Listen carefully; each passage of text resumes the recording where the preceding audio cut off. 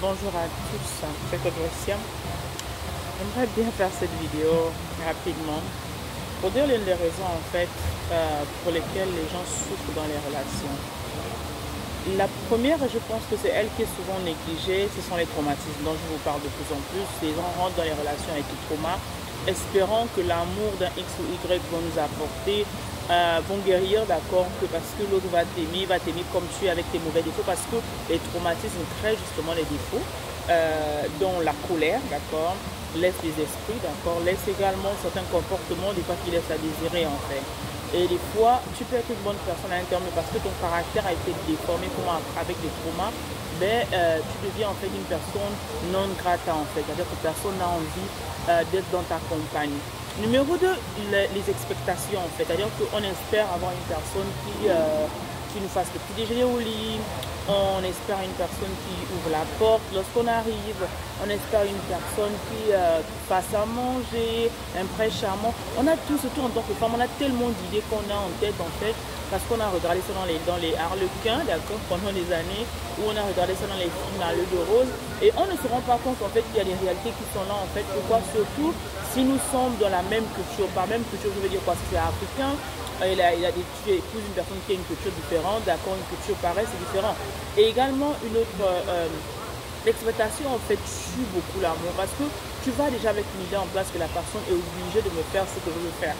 Et si la personne ne fait pas ce que je veux faire comme je veux faire en fait, c'est pas la personne pour moi.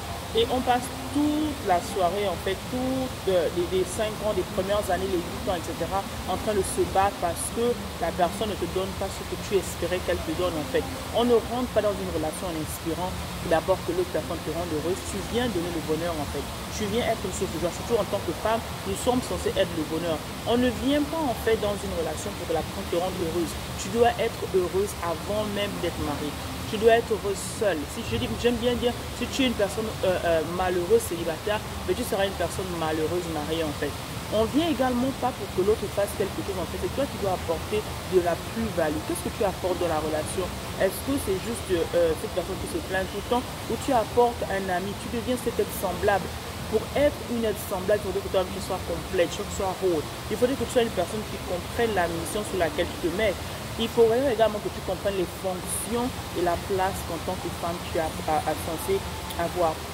Donc j'aimerais vraiment qu'on arrête ces exploitations en fait, parce que également il y a des réalités qui sont là. Des fois Dieu va te donner, la plus souvent Dieu va te donner 20%, 30%, 50% ou 60%, et les autres 40% c'est toi qui vas devoir travailler avec le temps, investir, être patient avec l'autre, de dire que tu puisses aider l'autre en fait devenir sa meilleure version. C'est ça en fait, en tant que femme nous sommes des aides.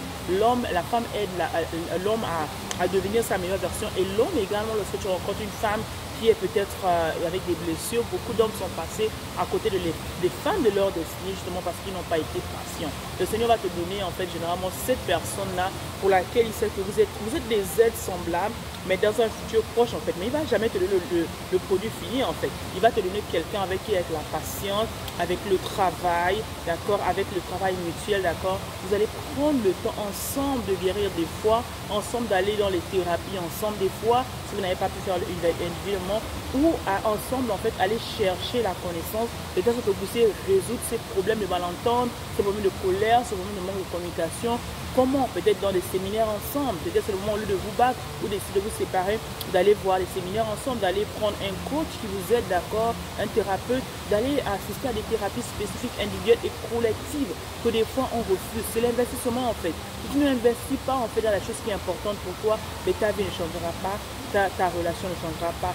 Et une chose importante, nous avons été appelés pour être en relation, pour vivre en relation. Si nous ne sommes pas en relation, comme on dit, on ne peut pas être en relation avec notre compte en banque, on ne peut pas être en relation en fait avec notre business, on doit être en relation avec les êtres humains. Et c'est comme ça justement qu'on fait en sorte que le royaume de Dieu vienne sur la terre, d'abord dans nos maisons. Donc si cette vidéo ça fait du bien, n'hésite pas de t'abonner, d'accord? On se retrouve à plus.